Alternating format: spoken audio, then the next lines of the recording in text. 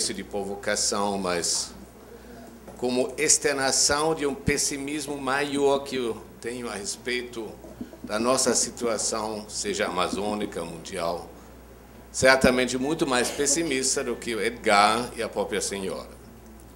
Em primeiro lugar, eu gostaria de destacar que não existe, na minha modesta avaliação, um pensamento do Sul, pensamento capaz de radicalizar as ações dos seres humanos e a condição humana. Eu diria até que o último pensador do Sul que realmente investiu a vida dele nesta questão foi um caribenho que lutou na Algéria, na Frente de Libertação Nacional, o Frantz Fanon. Um médico, um psicólogo, que se formou na França, nasceu em Martinique, aqui nas Antilhas, e ele escreveu um livro fantástico chamado Le Damné de la Terre, Os Condenados de la Terre, onde ele insiste na revitalização do ser humano do ponto de vista de se livrar da sua condição de colonizado e de colonizador. Mas para poder se livrar deste antagonismo, nós precisamos nos livrar dos mecanismos que levaram exatamente a este antagonismo.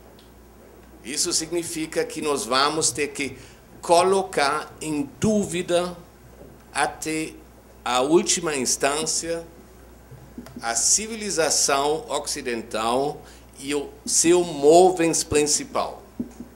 Isso é, racionalidade instrumental que começou a sua marcha vitoriosa a partir do longo século XVI, como diria o historiador francês Braudel. Por que longo século XVI? Porque colocou todas as civilizações num único momento histórico. E, a partir daí, negou a possibilidade dos povos da África, da América Latina e da África de procurarem caminhos de desenvolvimento que pudessem corresponder às suas experiências anteriores e ao seu desenvolvimento anterior. Ou seja, isso é uma ruptura que foi criada pelos avanços da racionalidade instrumental, que tem um locus bem conhecido, isso é a velha Europa. E justamente no momento em que os movimentos anticoloniais na África e na Ásia, logo depois da Segunda Guerra Mundial, estão aflorando e a periferia do sistema capitalista se torna realmente um centro de fogo político. Neste contexto, Fanon, em sua condição de médico e de psicólogo, participando da luta da FNL na Algéria, destaca claramente: irmãos, não vamos seguir o caminho da Europa. Nós temos coisa melhor para seguir. Nós precisamos criar as bases de uma outra civilização. Os resultados da sua análise nós conhecemos. Nós estamos vivendo hoje, isso eu faço questão de destacar, no mundo assim chamado globalizado, a partir de quê? A partir da vitória estrondosa da racionalidade instrumental, que hoje virou uma norma universal em duplo sentido, de um lado, como referencial da ação social de cada um, a otimização dos benefícios e um referencial para todos nós. Se perguntem se isso é verdade ou não, ou para usar um jargão mais nacional, a lei do Gerson. E, em segundo lugar, enquanto valor objetivado. Todos nós queremos produtos e todos nós queremos os produtos mais avançados em termos tecnológicos. Então, a modernização virou o inferno que nós criamos e ao qual nós estamos sujeitos de qualquer maneira. E por esta razão nós temos que ter muito cuidado quando uma determinada esquerda latino-americana diz que a longa noite neoliberal acabou. Como esta longa noite neoliberal vai acabar na medida em que esta modernização alimentada por esta racionalidade instrumental entra em choque diariamente com a racionalidade normativa que deveria politicamente definir as normas de convivência entre os cidadãos. Só que aqui já temos um problema fundamental. O referencial da racionalidade instrumental e o mercado mundial, e o sistema econômico global, eles que seguem este caminho partem do princípio only the sky is the limit. Somente o céu é o limite. E nós temos uma norma, vamos dizer, uma racionalidade normativa. Qual é o espaço delimitado? O Estado Nacional, as fronteiras do Estado Nacional. E estas duas racionalidades se chocam permanentemente dentro do mesmo espaço delimitado e limitado.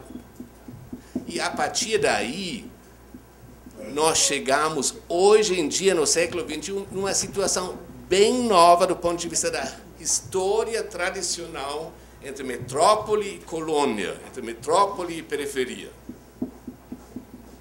Isso se modificou enormemente a partir dos anos 60 e 70, a partir da internacionalização do capital produtivo e financeiro, que foi o meio de difusão justamente desta racionalidade instrumental. E ela ganhou de goleada, levou para o buraco o socialismo real existente do Império Soviético, levou para o buraco o sistema bipolar depois da Segunda Guerra e criou uma ordem mundial multipolar com enormes problemas e com incertezas e com conflitos de difícil trato. Do ponto de vista econômico, e aí já vamos voltar para esta questão que a senhora levantou, nós estamos vivendo, na minha avaliação, hoje, numa economia globalizada que pode ser comparada com um arquipélago. As ilhas estão muito bem integrados, sistematicamente integrados em pontos nodais do sistema, mas os espaços entre as ilhas estão sendo tratados como terra afundada. E nós, amazônidas, nós já estamos dentro da água. Do ponto de vista do sistema e de sua reputação, nós somos uma terra literalmente afundada. E qual é a perspectiva que se prega para levantar a cabeça, tirar a cabeça da água? Qual é a perspectiva? São os clusters que devem cooperar para competir, são, vamos dizer, estratégias que as consultorias internacionais das ilhas estão vendendo para os afundados como uma luz no horizonte, ou no final do túnel. Isso é a nossa situação. E neste contexto geral, não se constitui nenhum pensamento do Sul enquanto pensamento emancipador. Na medida em que nós queremos um pensamento emancipador, nós teríamos que encarar a colonização da natureza externa e interna do homem. A externa é o meio ambiente, a interna é a nossa alma, a nossa forma de pensar, tudo o que a senhora muito brilhantemente abordou. Mas eu não vejo hoje nenhum insumo nesse sentido, nem na Amazônia, nem no Brasil, nem no mundo inteiro. Você pode pensar a biodiversidade, a sociodiversidade, mas transformar isso num elemento para radicalizar ações de resistência ou de ataque, isso depende, contra o sistema vigente é extremamente difícil. E se nós vamos olhar aqui a nossa situação real, aí nós vamos ter que ser muito sérios. A Universidade Federal do Pará é a maior universidade de toda a Amazônia. E nós temos 2 cursos interdisciplinares só.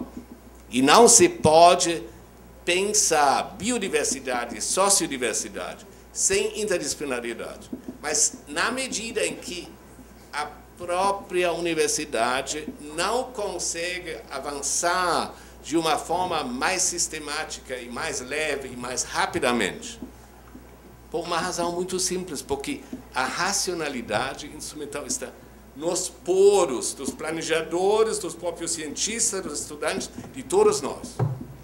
Ou seja, a partir desta minha avaliação, que não é muito otimista, como vocês já perceberam, a partir desta minha avaliação, nós temos que problematizar, eu diria, a cosmovisão ocidental.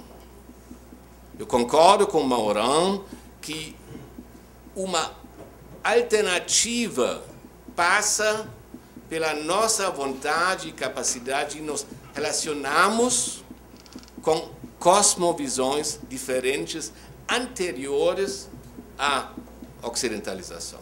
E aí a América Latina, em princípio, é um lugar extremamente privilegiado no mundo. Nós temos os indígenas dos Andes e nós temos os indígenas da Amazônia. E a diversidade sociocultural deveria ser um direito. Existe nesta área avanços. No Equador, isso é elemento da própria Constituição. Na Bolívia, temos um presidente indígena que se relaciona com esta problemática. Mas são práticas não hegemônicas, eu diria, nem nos seus países, são elementos que precisam ser analisados, resgatados e discutidos.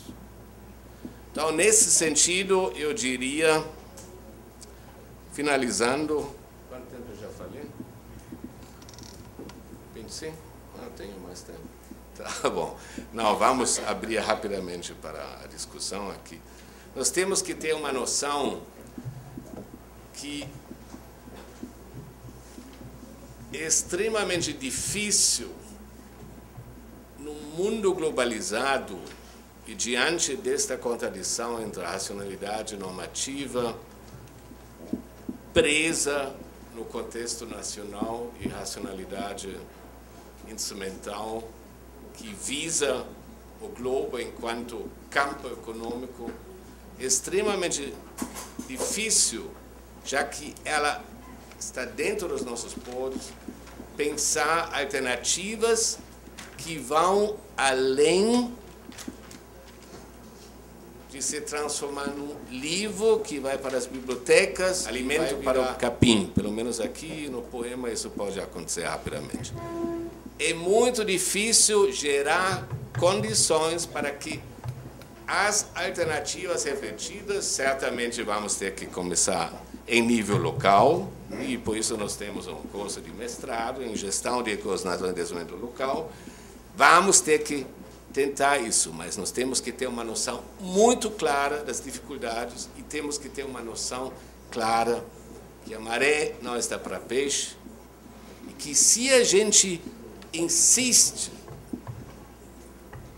na questão da alternativa, certamente vamos precisar, como diria um dramático, um escritor alemão, Bertolt Brecht, da longa raiva, porque com a curta não vamos conseguir nada. Obrigado.